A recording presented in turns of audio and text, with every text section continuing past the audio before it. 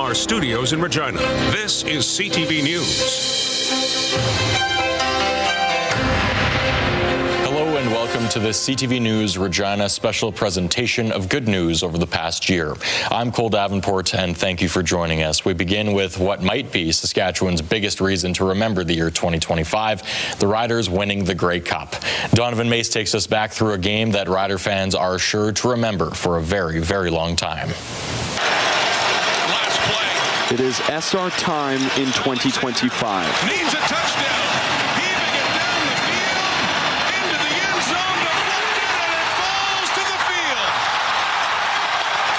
And Gray has just turned green and white. The Saskatchewan Roughriders Grey Cup champions for the first time since 2013. You say it fast enough, it's our time.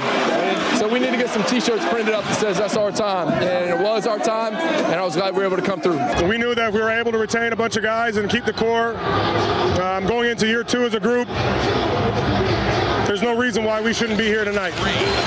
And then here we are. Harris, and he gets it underneath the MLS and afterwards rounds the corner. Trevor Harris winning his first Grey Cup as a starting quarterback in the CFL, being named the game's most outstanding player. I feel like I'm just getting started to be in a way, but just couldn't be more grateful to do it with this group of guys. Three receivers out to the right. Harris looking that way. It's complete.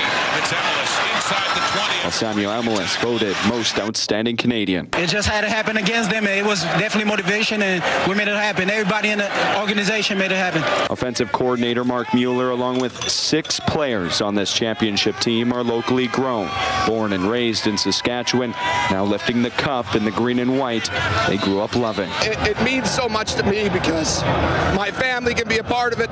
They're a huge part of it. And I'm just so, this group has been special since we got here. Having the province behind us, so to be able to bring that back to them is something we're super excited about. We brought it home. We brought it home, Rider Nation. Couldn't be more happy. Rider Nation deserves this. It's been way too long. The Grey Cup returning to Rider Nation. I'm so happy for the province. I'm happy for Rider Nation, everybody back home. I can't wait to come and celebrate with everybody. We really appreciate Rider Nation, man. They stuck with us through and through. We love you, Rider Nation. Let's go, man. Come on. The confetti now settled. The celebration just beginning. What does that feel like? Man, it feels just like that. Unbelievable. Unbelievable, baby. Donovan Mace, CTV News, Winnipeg. Everybody.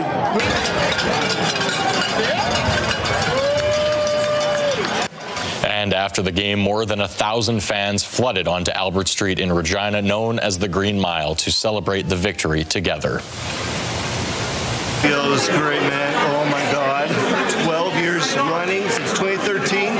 We won, baby! We trusted that our guys, Trevor Harris, Corey Mace, we had trust in our boys, and they got it done! The celebrations that November night giving way to a major homecoming for the team, capped off by a parade down Albert Street to the Saskatchewan Legislative Building. Here's Jacob Carr, who spoke with fans along the route.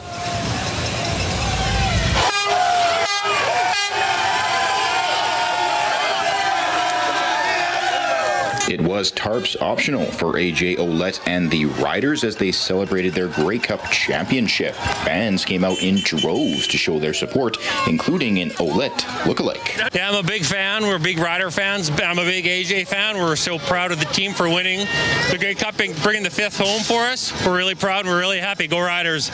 Younger members of Rider Nation also taking in the festivities and say it's an awesome time. Just coming out here and all the energy around, it's just a great thing. Exactly, and seeing the players, it's just amazing energy to be with. The ball, what was in the game. Cheering on our team! Other fans are reveling in the team's 5th championship in the 112-year history of the Grey Cup. They're rare, so you got to treat it as if this is the greatest moment of your life, and it is for us at Rider Nation. Those in the Sea of Green telling CTV News that the Cup feels right at home in the heartland. I mean, there's something nostalgic and just comforting and home me about just bringing it home. I just feel like the cup always belongs here. And for some, a perfect way to spend a Tuesday afternoon. Highlight of my day. And last night, actually, we saw the Grey Cup at the casino. We were lucky enough to see a few of the players there last night. And I think winning the cup in Winnipeg was almost as sweet as winning it at home. Jacob Carr, CTV News, Regina. If you're not a football fan, here's what might be Saskatchewan's biggest claim to fame this year.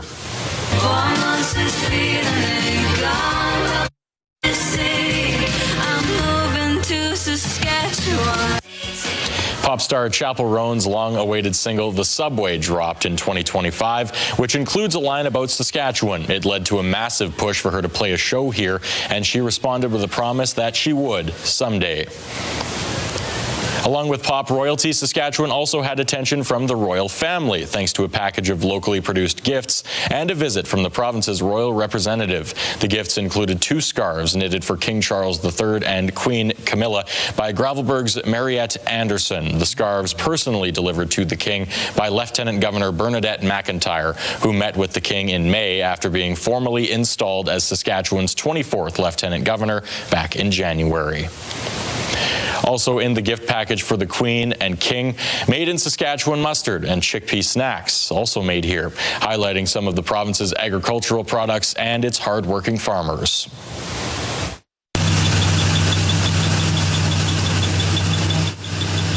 Farmers like Mark Brodner, who restored 4 classic combines using them in this year's harvest south of Dysart. He told us the combines of yesterday got the job done, but are vastly different machines from the ones built today. Still ahead on Good News, the Regina Red Sox pay homage to Saskatchewan's rich baseball history, plus a major milestone marked with a round of golf.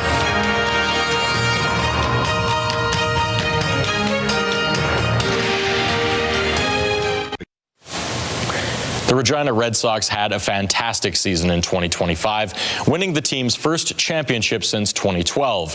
But it was a regular season game in June where the team took time to mark an important chapter of Saskatchewan's baseball history. Here's Donovan Mace with a special recognition for members of the Indian Head Rockets. Nat Bates and Willie Reed are the only 2 living players of the former Indian Head Rockets. From 1950 to 54, the Rockets traveled the prairies, bringing speed, power, skill, and fans to every game. I was fascinated with playing in tournaments because that was the most competition that you could get. We actually learned a lot of. All of a sudden, at game time, you know, you got 5,000, 10,000 people. So where they come from? You know, like they came out like ants or something out of the ground. But 75 years later, the team is remembered for so much more. We noticed that was all African Americans. And we finally said, hey, well, where are the rest of the players? And he said, there won't be any. We're going to go with an all-black team. Made up of only black and Latino players, the Rockets hold a special place in the town of Indian Head. That was, you know, sort of very special and out of the ordinary because Saskatchewan had integrated teams, but we had an all-black team for 5 seasons that we could say that they, you know, represented our community. And are an important piece of black history in Saskatchewan. To hear the story from them of how welcoming people in Saskatchewan were to them, and it made them feel right at home. Occasionally, in my younger days, this would ever happen. Yeah, but it did happen. I'm very proud of it. Now in their 90s, Reed and Bates remembering more how they were treated than each game they played. Your ancestors were just outstanding and accepting like us. They enjoyed baseball.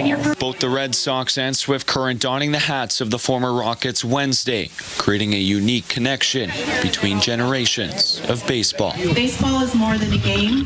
It's a bridge, a story, a place to belong. Donovan May, CTV News, Regina.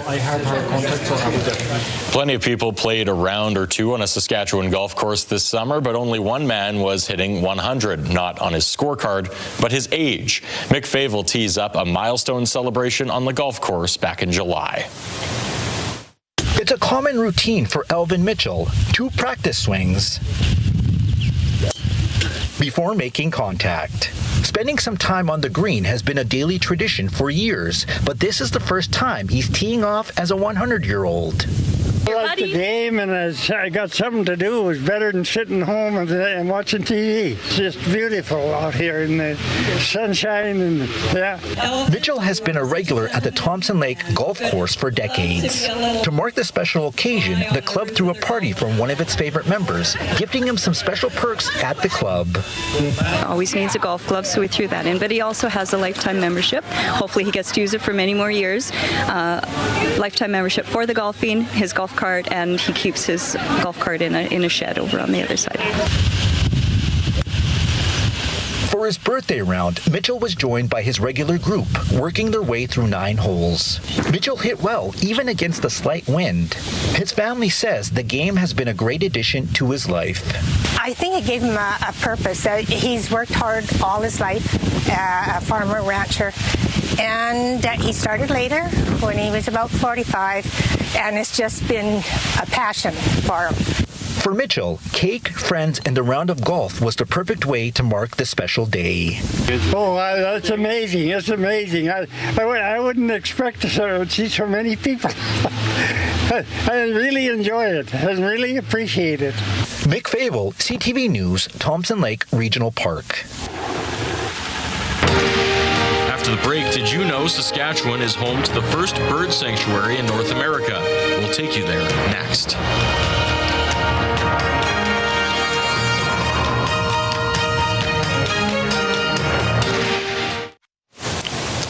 In a move that just might make them smarter than most of us, the birds fly south for the winter.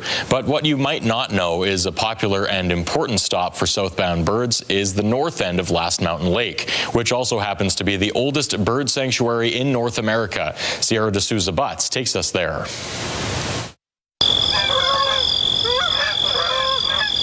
Living near a National Historic Bird Sanctuary is a unique experience for the Nordic family. The scenery, the quietness, we say it's so quiet, it's so loud, it's quiet.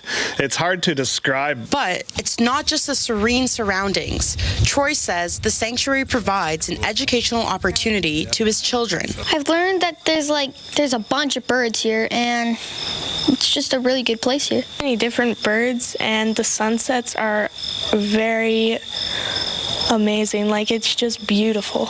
The Last Mountain Lake Migratory Bird Sanctuary, located 165 kilometers southeast of Saskatoon, is home to millions of birds using the space for various reasons, including migration. The birds will go up the continent of North America from where they spend their winter, which can be in Texas, in Minnesota. It could be all the way down to South America, Argentina. They spend their winters there, and then they hopscotch up the continent in areas that have decent habitat and are safe for them. Hecker says the historic site sees millions of birds of various species every year, particularly in the spring and fall, who are traveling as far as 15,000 kilometers. Kind of surreal to me. You see them, it just seems impossible that they can go that distance. The birds that nest in the Arctic and the boreal forest across Canada's north coast are up here, and then when they go to migrate, they actually narrow themselves down and come through parts of Saskatchewan, and we're right in the middle of that central flyway. And then once they get past Saskatchewan, as they continue their migration, then they fan out again. The site is the first bird sanctuary established in North America, with Canada's first Prime Minister, Sir John A. Macdonald, signing the cabinet documents back in 1887. The land is also home to Canada's first protected area set aside for wildlife. With fall migration being a great time to visit the sanctuary, Hecker reminds people that the site is open to the public year-round from dawn to dusk. Sierra D'Souza Butts, CTV News, Regina. You're never really too old for toys, at least not in Maple Creek. That's where you'll find Saskatchewan's largest independent toy store, its shelves packed with wonder, imagination, and a whole lot of nostalgia. Angela Stewart takes us inside the store that's been bringing joy to toy lovers for years.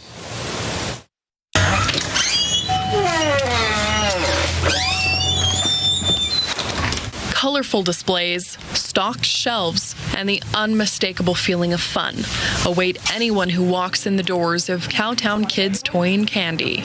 People come in and they're just like, wow, I can't believe this is all here. I mean, people told me about it, but it's totally different when you can step in and experience it.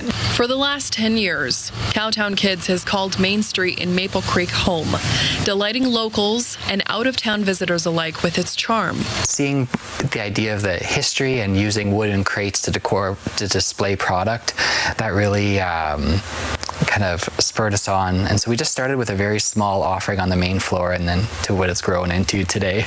It all began in 2015 and has quickly expanded into multiple areas throughout the building, filled with toys, collectibles, and even 12,000 puzzles displayed upstairs. We also built on the back of our main building to add more space for our games room and our farm room upstairs. The growth doesn't stop there. The family operates their business out of 4 buildings, each of them with their own stories. The building next door to the toy store is the candy and ice cream shop. 3 buildings down from the toy store is the bookstore, and then across the street and down is Old Town Plush. So I'm standing in the old jail cell. These are the part of the brick wall here, and the bars are up top. Like any building that's been standing for more than a century, it's had its share of uses over the years.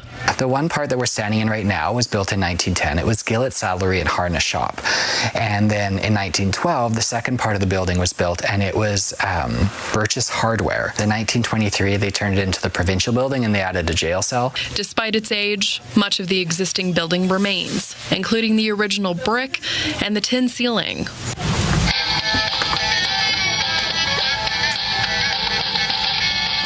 And while much has changed over the years, one thing's certain, the biggest joy comes from the smallest customers. I like looking at those cool toys.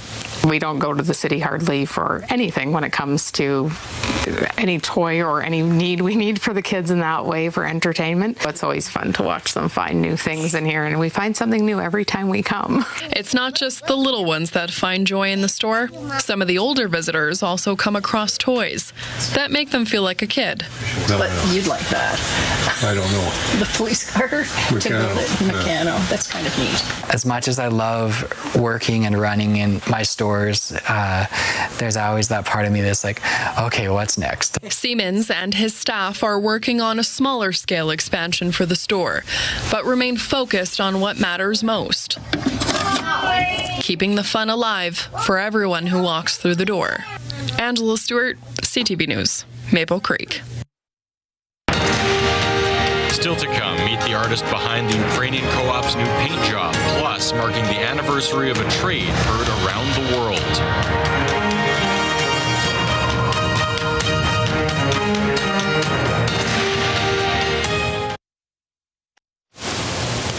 Several years ago, an artist was given the chance to paint the Ukrainian co-op. Now that same artist has returned, adding to his creation. Damian Smith has more. It's round 2 for Jez Brenwold at Regina's Ukrainian Co-op.